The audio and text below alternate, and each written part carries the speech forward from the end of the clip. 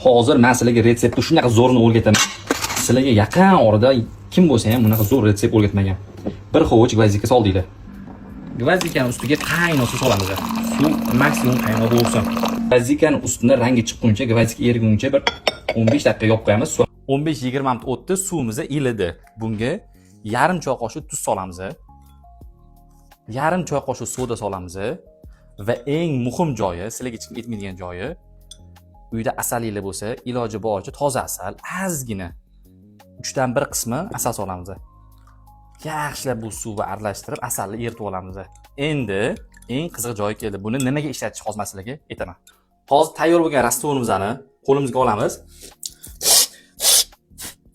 Burnimizni shu rastvor bilan 2 marta chayamiz. Burninglarga hadeb sprey sepib turib charchadinglarmi? Bu suv bilan bir hafta burninglarni chayilib bu rastvor bilan burun bitishi bormi? Burun oqishi bormi yoki sizlarda boshlanayotgan gaymarit bormi? Hammasini tey-tugi bilan yo'q qiladi. Burninglarni zo'r nafas oladigan, tiniq nafas oladigan qilib beradi imini shu rastvor. Bu rastvorni har doim burniga sprey sepib turib, charchagan do'stinglarga tez tashab qo'yinglar. Atiga bir hafta shu ish qilsa, burni zo'r nafas oladigan bo'ladi, spreylardan qutulib ketadi. Sog'liq birinchi o'rinda, salomat bo'lasizlar.